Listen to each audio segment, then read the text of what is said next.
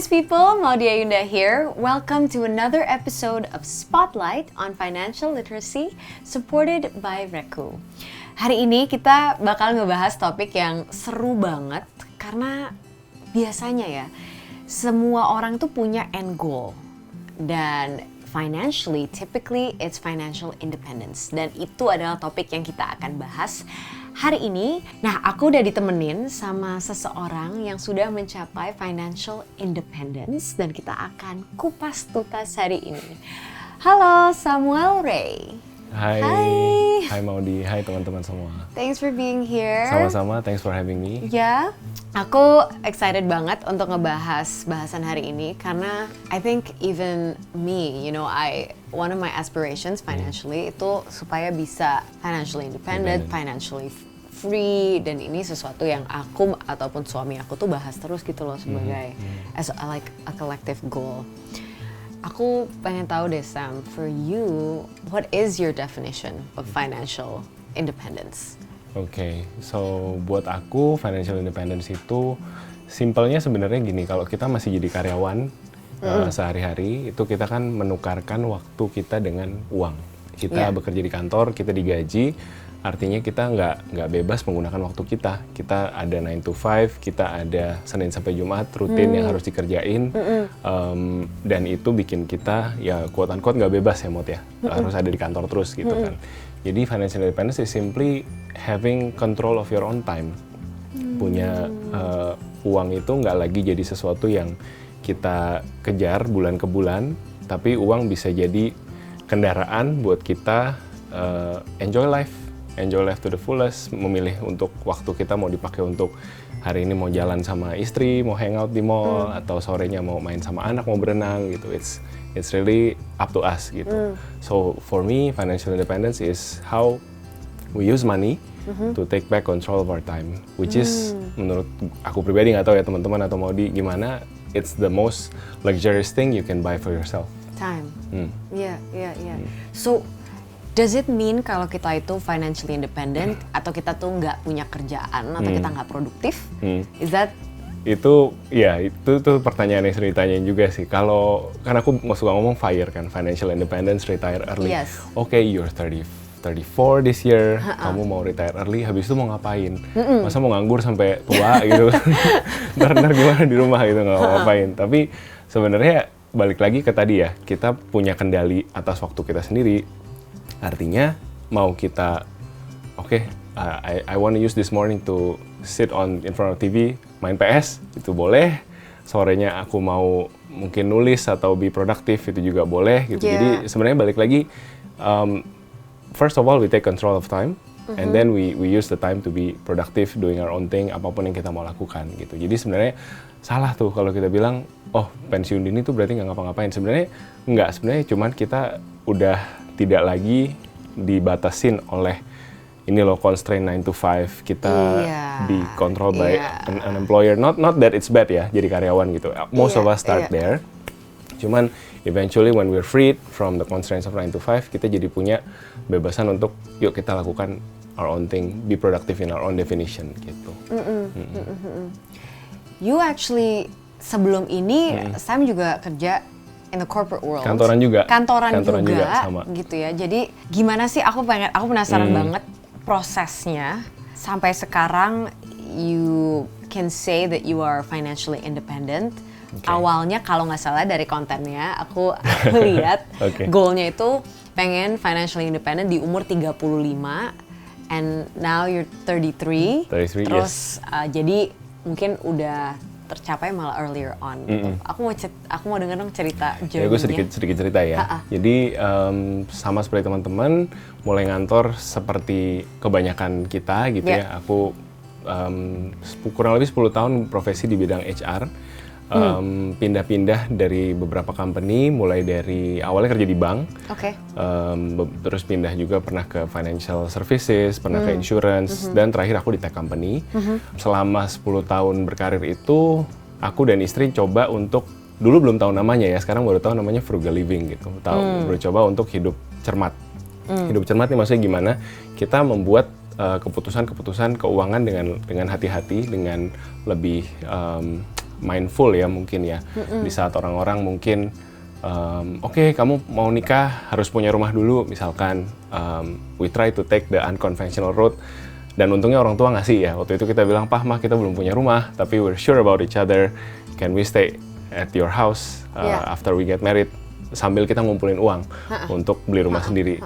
Dan for some people, dan buat kita juga waktu itu kayak neken ego nggak sih, kayak abis nikah lu harus tinggal di satu atap sama orang tua, kembali lagi ke kamar lu masa kecil dulu, bed yang single gitu. Tapi we stick there for 3 years, dan akhirnya kita ngumpulin uang untuk punya rumah kita sendiri.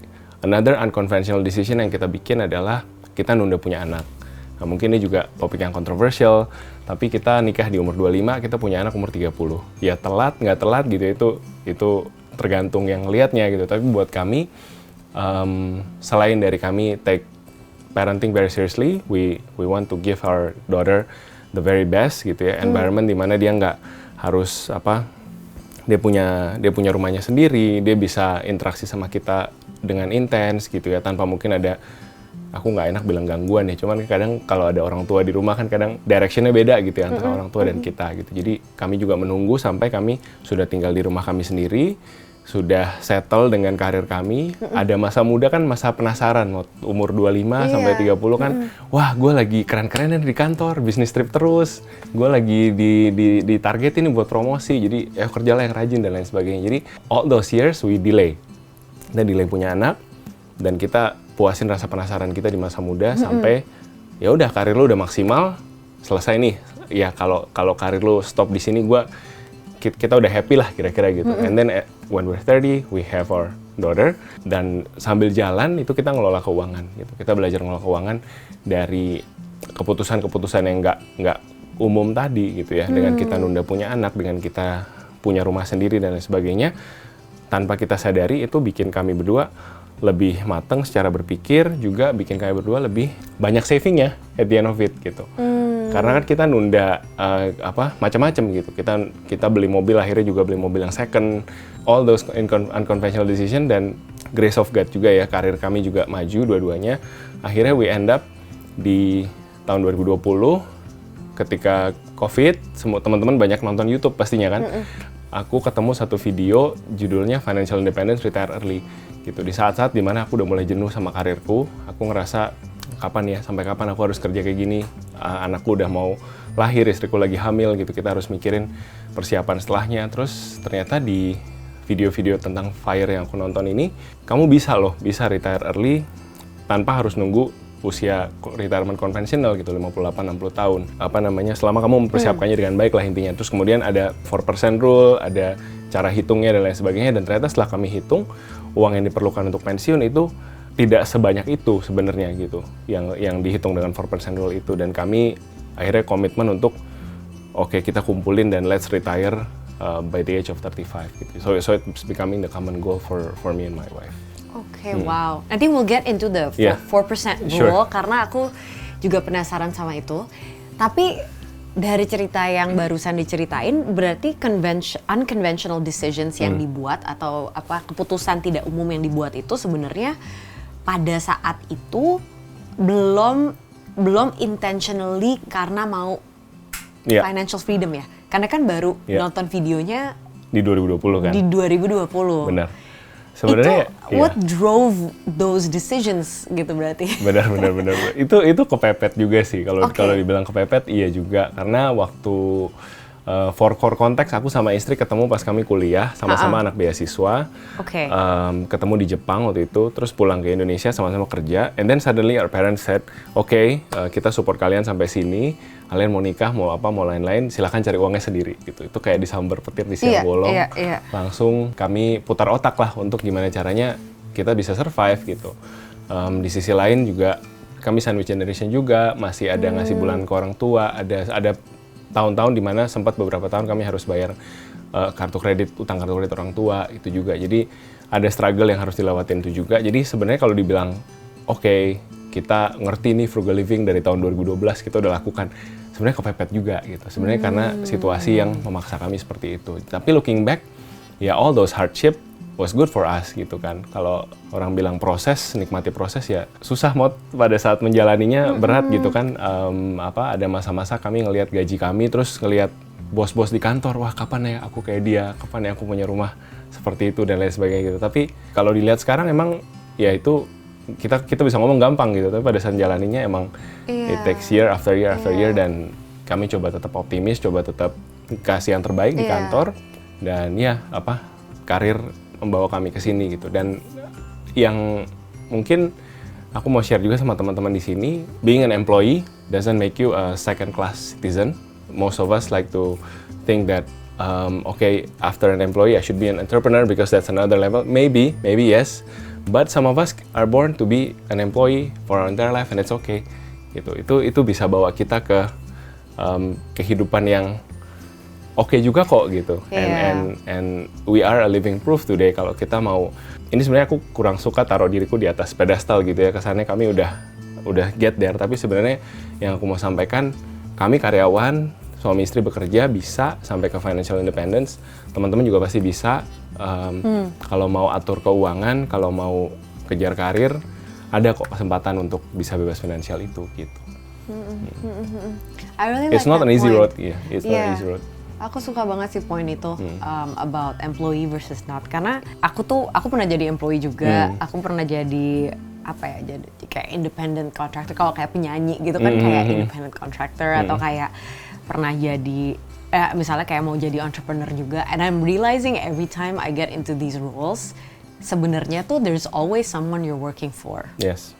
Always gitu, whether it's one person, atau mungkin kalau entrepreneur jadi berubah jadi investornya, atau jadi like your employees, because you're so accountable to them gitu. Jadi anyway, ini sebenarnya agak a separate point, tapi aku merasa we're always accountable to somebody juga gitu kalau kita kerja. Okay, so very fascinating. Let's go back to the formula kali ya tadi Sam, yang kayak the 4% rule. Can you tell me more about that? Okay, so I might not be the best person to explain this. So kalau teman-teman curious atau malah bingung dengar gua ngomong, tolong googling lagi nanti. So 4% rule is a research actually. It's done by an American professor named Bill Bengen. Bill Bengen meriset kondisi fluktuasi saham di Amerika Serikat 75 tahun ke belakang. Jadi sampai ke Great Depression, masa-masa di mana Amerika resesi luar biasa parah gitu. Terus dia menghitung sebenarnya kalau saya punya uang di pasar saham, itu return berapa sih yang saya perlukan untuk saya bisa hidup dari passive income pasar saham dividen saya. Gitu. Dia hitung sebenarnya berapa persen sih yang harus saya punya supaya melewati resesi, naik turunnya market, saya bisa survive gitu dan uang saya nggak habis. Berapa persen return maksudnya? Berapa persen return gitu. Jadi kesimpulannya si Bill Bengen dari risetnya adalah persentasenya berapa, itu 4%. Kita kontekstualisasikan ke Indonesia, misalkan 1M-nya kita, 4% itu 40 juta. Jadi misalkan teman-teman bisa hidup dengan 40 juta setahun, berarti kalau udah punya 1M, itu udah bebas finansial tuh, hitungannya 4% rule tadi, si Bill Bengen tadi. Jadi sebenarnya hitung-hitungan 4% rule ini menarik karena semakin besar pengeluaran kita tiap bulan, maka semakin besar juga angka yang kita butuhkan untuk bisa bebas finansial. Jadi kalau kamu bisa hidup hanya dengan 40 juta setahun, which is kayaknya nggak ada yang cukup segitu apalagi di Jakarta ya. Tapi ini sebagai contoh ya, berarti kamu cukup ngumpulin 1M. Tapi kalau kamu butuh lebih dari itu, berarti uang yang harus kamu kumpulin lebih banyak. Jadi balik lagi ke lifestyle masing-masing sebenarnya. Yang bikin aku attracted ke FIRE ini adalah there's no gatekeeping gitu. There's no such thing as okay, you have to pay a membership fee, you have to join a class, and then after that you can know the secret of financial independence. There's no such secret. It's just mathematics. Semakin besar gaya hidupmu, maka modalmu untuk bebas finansial juga makin besar.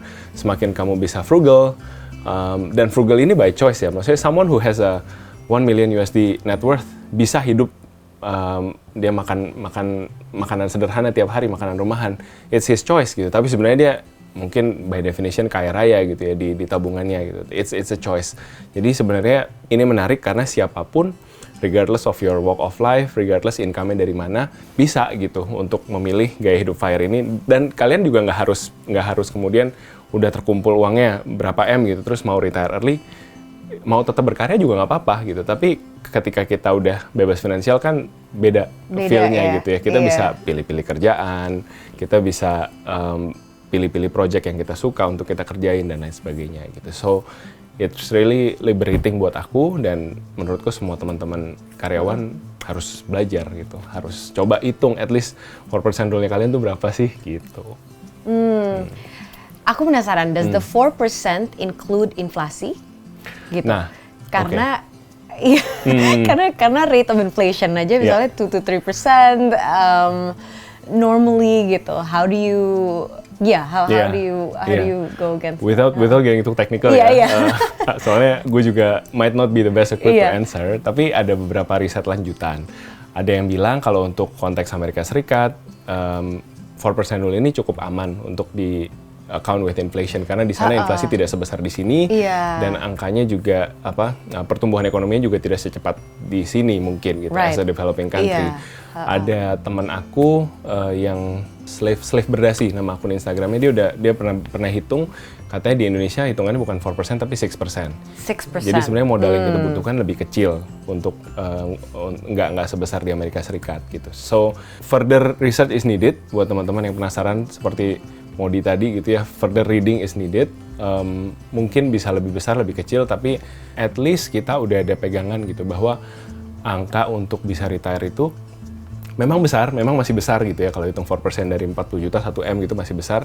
Tapi at least kita nggak gelap gitu. Kita nggak kayak tiap hari day in, day out ngantor tanpa tahu kapan berakhirnya gitu. Tapi kita mulai bisa punya mimpi, 20 tahun lagi, 30 tahun lagi aku mau punya uang segini untuk bisa retire. That gives me hope gitu.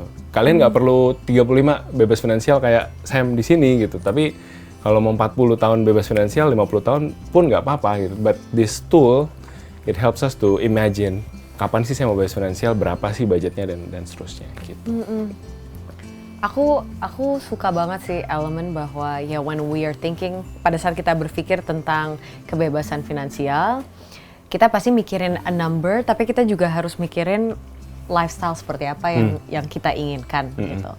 Pada saat ngobrolin itu mungkin sama istri, how do you decide what's enough gitu? Karena buat beberapa orang ya mungkin what's enough itu kan tadi sangat-sangat subjektif, sangat-sangat relatif, dan mungkin ada elemen kayak dengan berjalannya waktu mereka ingin standar hidupnya naik terus gitu misalnya, jadi nggak statis, atau misalnya ada orang yang pengen punya anak berapa gitu, terus jadi memang ada circumstances di mana pengeluarannya itu harus naik terus atau harus terus naik gitu.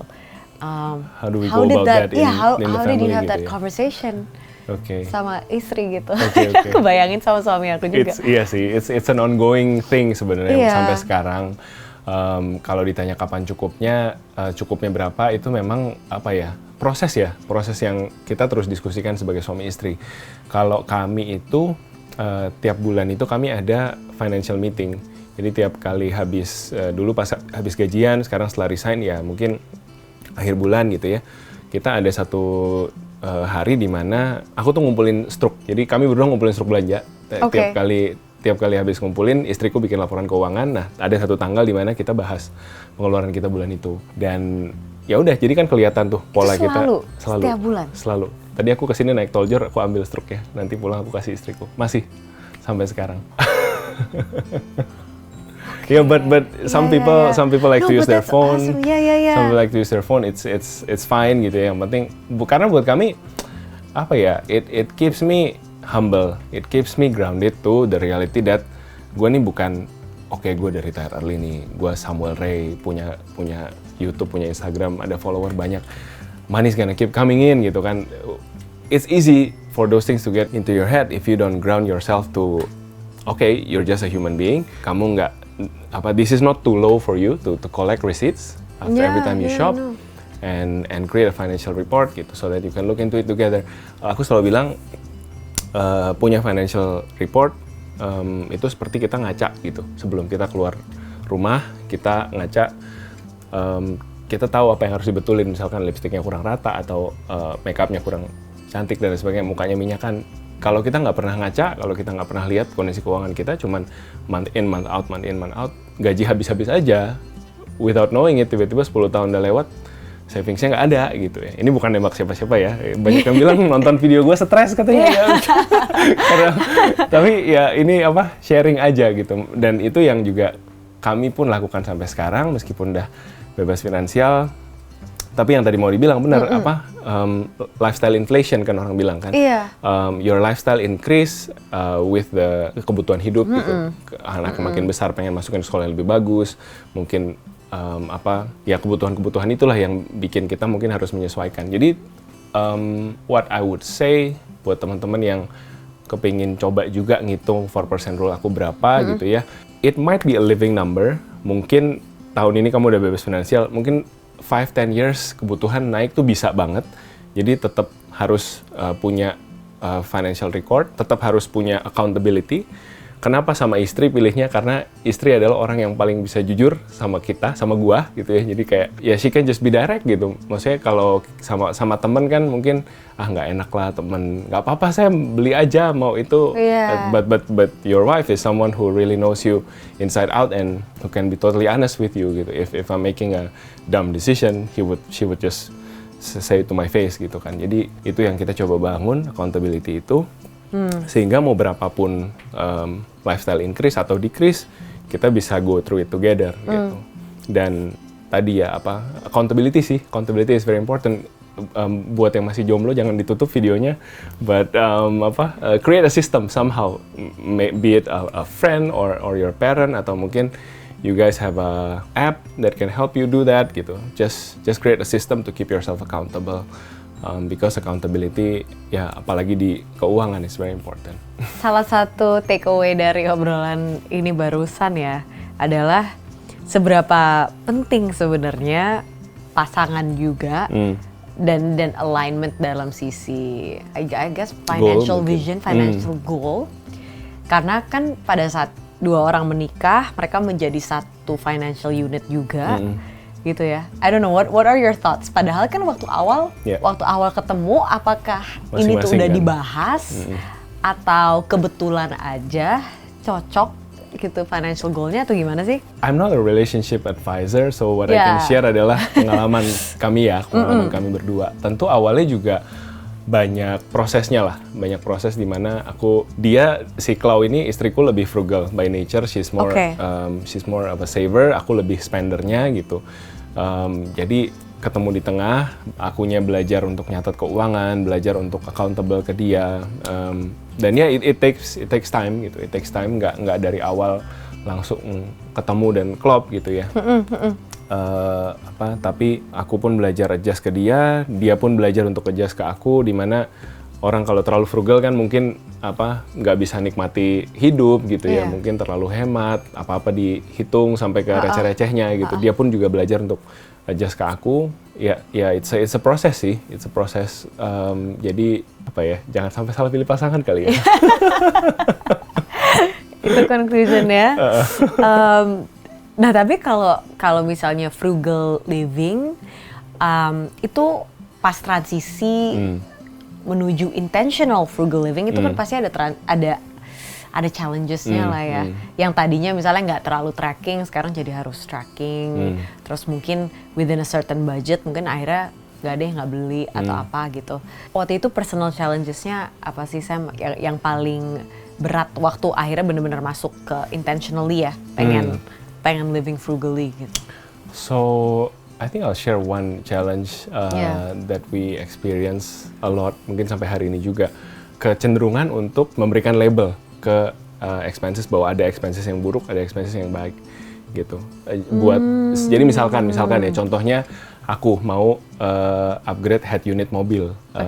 Buat seorang bapak-bapak yang sering nyetir gitu, punya head unit yang tuh tip yang di depan mobil ya. Jadi it's a pleasure for me to drive in a nice car dan it has a nice audio gitu.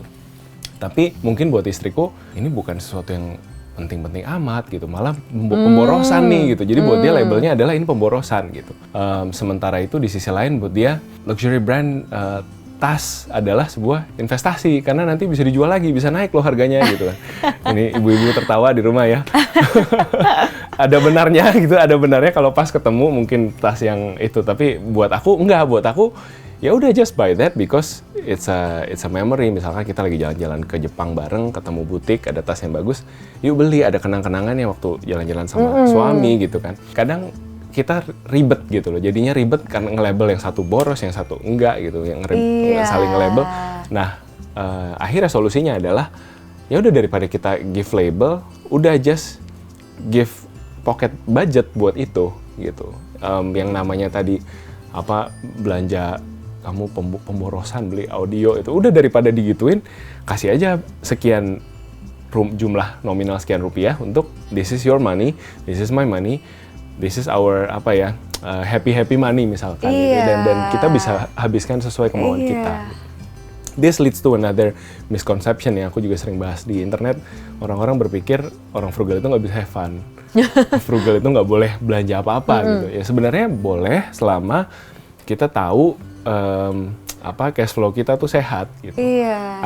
Ada yang dibelanjakan, yes. Ada yang mau dipakai untuk hedon senang-senang, yes ada. Tapi at the same time, dan yang paling penting ya ada yang tersisa buat kita investasikan, buat kita tabung gitu. So that's I guess just sharing our challenge. Okay. Tapi masih pernah FOMO nggak sih?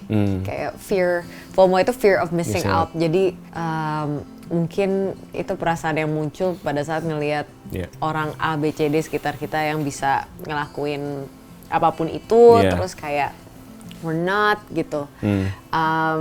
Pernah ngerasa gitu? Pasti. Apa sebenarnya enggak? Pasti. So initially I would like to think that sesuatu yang seseorang di 20 something alami kali ya. Maybe when I turn 30 or when I turn 40 older, gue akan immune dari situ. Ternyata tidak semudah itu Ferguson. Tetap namanya FOMO ya FOMO. Ada gitu, setiap dekade hidup tuh pasti ada FOMO-nya. Selalu kalau lihat ke atas tuh ada yang lebih gitu. Jadi cara handle-nya adalah ya mungkin ini juga sesuatu yang kami bersyukur bahwa kami dua-duanya tuh orangnya very process oriented, very nggak keberatan kalau hidupnya agak jelimet dikit. Kayak aku ngumpulin struktur tadi aku ceritain, terus kita financial meeting tiap bulan itu kan for some people it's jelimet gitu. Tapi for us itu jadi terapi untuk tambah dekat sebagai suami istri, tambah open sebagai suami istri. And keeping us at the same focus gitu ya.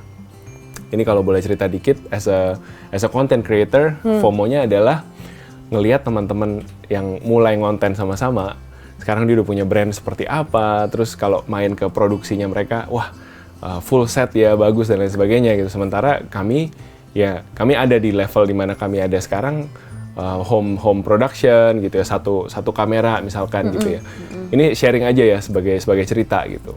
Aku seringkali merasa, ayo dong kita upgrade dong, bikin studio dan lain sebagainya gitu. Tapi ketika kita duduk bareng ngobrol, ya itu jadi diskusi suami istri gitu. Kita mau nggak sih lebih besar dari ini gitu? Karena kadang lebih besar nggak selalu lebih bagus ya nggak sih? We have more headache, we have to manage more people, we're accountable to more people gitu. When we have staff, we're accountable for their livelihood kan. Kita harus make sure bulan ke bulan ada gaji buat mereka gitu. Jadi itu juga yang bikin aku dan istri ya udah kita coba deh let's grow, tapi grow at our own pace, at the pace that we're comfortable.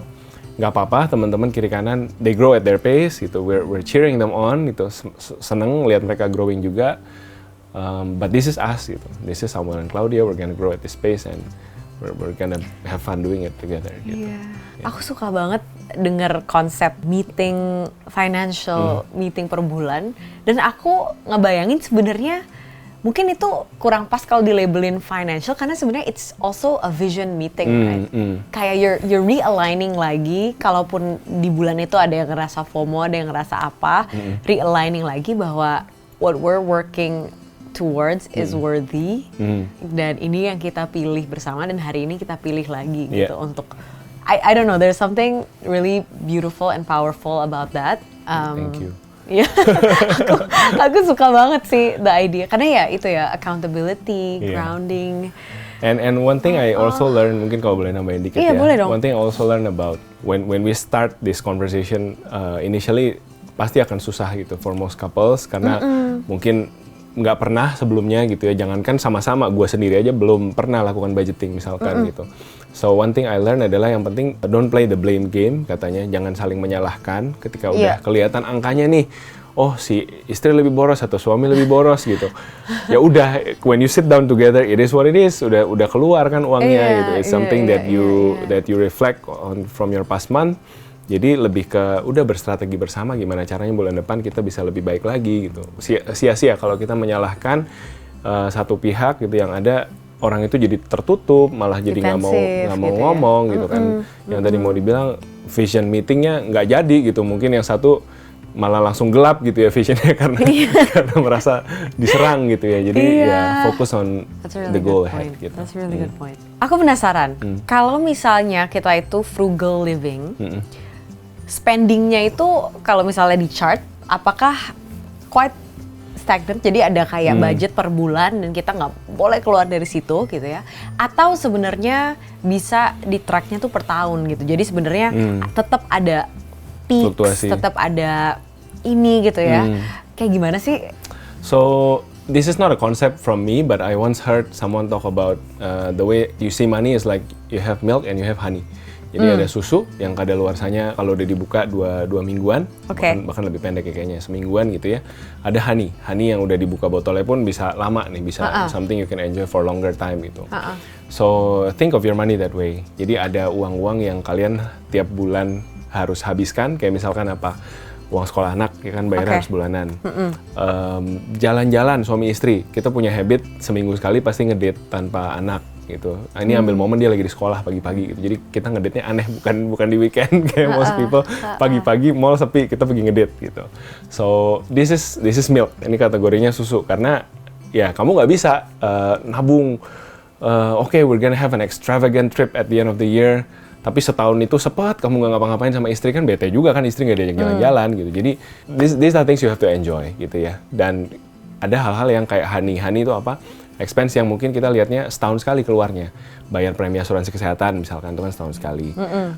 Servis mobil misalkan ya, buat teman-teman yang punya bayar asuransi mobil atau mungkin mobilnya mau di touch up gitu ya, pergi perawatan mobil, itu setahun sekali. Mungkin ada budget juga untuk rumah. Kalau rumahnya, ya namanya rumah kan apa aja bisa terjadi ya, bisa bocor, bisa dan lain sebagainya. Ada budget untuk itu gitu. Jadi kita bisa bagi budget kita, ada kantong yang bulanan, ada kantong yang tahunan tadi gitu. Jadi lebih ada flexibility. Misalkan bulan ini ada pengeluaran besar nih gara-gara plafon bocor gitu, rumah harus direparasi gitu. Iya sih kita keluar uang banyak gitu, tapi kita nggak stres karena memang mungkin bulan ini kelihatannya besar, tapi tunggu dulu, di belakang kita sebenarnya udah nyiapin loh budget yang memang cukup besar untuk renovasi rumah tahunan gitu. Jadi itu bisa put things into better perspective gitu. Jadi ada buckets-nya gitu ya? Ada buckets-nya. Sekarang istri atau Sam masih ada nggak sih pengeluaran kayak guilty pleasure atau yang kayak kelepasan gitu? Apa sebenarnya karena sistem yang udah di set up udah hampir jarang? Masih ada nggak sih? Put me on the spot there. Oke. Ada nggak ya? Sebenarnya ya itu tadi ya, karena kami udah terbiasa terbuka, coba tidak menjudge spending satu sama lain. For example ya tadi aku contohnya mobil, kalau istri contohnya tas dan sepatu gitu. Ya udah aku dia mau beli tas gitu. Oh, mau beli tas ini gitu. And when I see that price tag, for me it's ridiculous gitu. How can a bag cost that much? It doesn't make sense ya. Tapi ya udah, masih ada nggak budgetnya? Masih ada. Yakin mau tas ini? Kalau ini dibeli, budget kamu setengahnya habis loh buat tahun ini, kamu nggak bisa beli lagi. Yakin sih, suka sih. Gimana ya gitu kan biasanya suami istri mau ngerti lah. Ngobrol gitu kan. And then when she dan lama, istriku biasanya bisa berbulan-bulan lama gitu mikir kan mau itu. Tapi akhirnya she made the decision, ya udah, kalau udah beli ya udah, dan selesai gitu ya, berarti budget kamu udah nggak kepake. Dan we try not to judge, try not to say bahwa itu guilty pleasure ridiculous gitu atau ya. gitu, karena yang namanya manusia itu nggak mungkin nggak ada guilty pleasure kalau menurut aku ya. Gitu. We have to release our stress in some ways gitu ya. Buat aku mungkin bagusin mobil, buat istri mungkin beli tas baru. It's just human gitu. Kalau kita justru bottle up our feelings gitu, tahan-tahan, hemat-hemat gitu ya. Aku juga lagi baca satu buku judulnya Die with Zero. I've heard of it's that also book. an interesting Yeah. book. Dia bilang nabung juga bisa. Kita sering bicara orang overspending. Ini another level oversaving. Kamu nabung kebanyakan juga bahaya loh gitu. Nanti uangnya terkumpul Buat hari tua, apa gitu buat kan? apa gitu. Jadi Die with Zero itu konsepnya when you die your bank account is zero gitu, kira-kira gitulah. Iya, So iya. you economize everything sehingga di waktu yang tepat kamu bisa menikmati dengan tepat juga gitu. Sam, apa yang paling memberikan kepuasan tersendiri gitu about living financially independently? Okay. So ya tadi yang pertanyaan Maudi pertama di awal ya, why choose to be Yeah. financial independence? I think at the end of the day it's about buying the ultimate luxury. The ultimate luxury is time. Time is the only resource in life you cannot make more of. Gitu ya. Yeah. Kita nggak tahu kapan kita dipanggil pulang gitu ya. So being able to use my time the way I see fit. Pengen pagi ini tidur-tiduran di rumah, bangun siang bisa gitu ya. Pengen habis anak pulang ajak dia berenang bisa. I think that's the ultimate luxury gitu ya. Dan itu jadi sesuatu yang aku syukuri banget, dimana we work hard for this gitu ya, 10 tahun ke belakang, we save as much as we can, we delay gratification, kita hidup dengan aneh gitu ya, agak beda dari orang lain gitu, tapi at the end of the 10 years, we get there earlier, tentu bukan karena kehebatan kami gitu ya, ada grace of God juga di situ, tapi at the end of the day, kalau kita bisa kelola uang, dan menyadari bahwa waktu adalah satu-satunya. Nah mungkin untuk 20 something konsep menghargai waktu tuh kayak belum dapat gitu. Tapi once you return 30, you have a daughter, you have other priorities outside of work. It's priorities change kali ya gitu. So for me, I'm grateful that in this stage of life, aku udah punya freedom untuk bisa be with my family, do the things that I want with them. I'm just grateful for that, I guess. Yeah, I really like that. The ultimate luxury is time. Ini aku yakin banyak banget yang pasti terinspirasi gitu ya sama pembahasan soal kebebasan finansial ini, karena aku pun merasakan ingin seperti itu di perbincangan aku sama teman-teman seumuran ataupun just the people around me gitu. It's something that everybody values. Ada nggak sih, as someone who's gone through the journey, ada pesan-pesan atau ada tips atau mungkin bisa share pelajaran kayak how can the young people out there listening achieve financial independence? How should they go about it? Sure, okay. Jadi to keep it simple, sebenarnya dari tadi kalau kita bicara financial ada tiga tuas gitu kalau aku ngeliatnya yang bisa kita mainkan, itu pengeluaran kita, income kita, sama waktu kapan kita mau pensiun. Kalau kita saat ini belum bisa punya income yang tinggi, kita bisa ngatur pengeluaran kita gitu. Banyak orang bilang kenapa sih frugal living, kenapa nggak naikin income aja? Because not everyone can get more income gitu. It's not as simple as okay bulan depan I want to have a 20% pay raise gitu. Hey, you have to talk to your HR and to your boss first gitu kan. Tapi kalau mau ngatur pengeluaran itu dari sekarang bisa gitu. Setelah nonton video ini kalian langsung mulai habit baru, kumpulin stroke kayak aku bisa gitu. So it's both important. Pengeluaran dan pemasukan itu ya kita atur dengan baik, dan waktu tadi. Nah, waktu ini kalian mungkin lihat banyak public figure ya, mungkin aku salah satunya gitu untuk ngomongin retire by 35 gitu, or some person in the US do it younger gitu, 20 something udah retire. That's not the point sebenarnya. Waktu ini kalian bisa juga you can decide you want to retire by 30, 40, 50. That's still early gitu. That's still early, dan nggak ada kata terlambat. Umur berapapun kalian nonton video ini, as long as you focus on these three things gitu ya, focus on trying to manage your income, trying to make more money gitu ya, gunain kreativitas yang Tuhan kasih buat kita to make more money, you'll get there gitu, you'll get there eventually. Jadi tetap semangat teman-teman semua. Semangat. Thank you so much. Sama-sama, thank you. Untuk waktunya, aku terinspirasi banget, especially about your systems and processes yang udah di set up sama istri juga. Kayaknya kita akan consider melakukan hal yang sama. Biasanya at the end, as usual, aku akan ngomongin 3 insights atau 3 conclusions yang menurut aku menarik dari obrolan kita hari ini. And you can feel free to add. Tapi yang pertama buat aku pengen underline lagi, aku pengen sharing lagi ke teman-teman bahwa financial independence itu bukan semata sekarang pengangguran atau misalnya sekarang udah nggak produktif lagi. I think that's a misconception. Tapi financial independence itu lebih tentang waktu gitu, getting control over your time. Dan waktu adalah that's actually a luxury that not a lot of people talk about. Waktu adalah benar-benar kemewahan yang mungkin nggak banyak orang sadar gitu. Yes. And it's tadi limited resource gitu kan. Gitu. Waktu yang kita miliki itu ada limitnya gitu.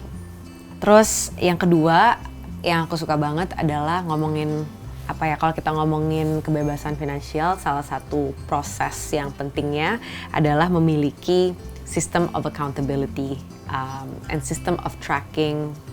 Jadi kayak semacam self audit dan self evaluation juga gitu untuk Sam dan istrinya tadi. Itu mungkin setiap bulan ya kalian punya obrolan, terus mereka punya sistem di mana ngumpulin setiap receipts, semua receipts itu dikumpulin terus diaudit bareng setiap bulan gitu. It's a way of keeping each other accountable, it's a way of tracking, and it's a way to realign setiap bulannya. Dan menurut aku itu keren banget. Buat yang belum punya pasangan mungkin bisa pakai app, bisa pakai your own, you can have it on your own notebook, on your own phone gitu. Aku rasa kita semua bisa mencari sistem sendiri ya, asal udah ada niatnya. And then I think yang juga aku dapetin dari obrolan hari ini adalah proses menuju financial independence ini juga nggak mudah. Akan selalu ada momen-momen of FOMO, momen-momen ngerasa kayak kok we're not doing what other people are doing. Dan aku diingatkan lagi bahwa ya memang what's key to the process is acknowledging, kita harus sadar bahwa kita tuh harus berjalan ya dengan pace kita sendiri gitu. Dan ini proses yang sangat customized, sangat personalized, dan kita harus yakin dan ingat aja sama goal kita. Dan dengan begitu kita mudah-mudahan nggak terlalu FOMO itu tadi. Summarize perfectly.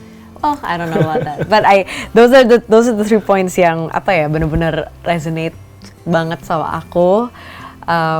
Udah coba ada istrinya juga ya sama. Kayaknya kalian bisa follow up abis ini.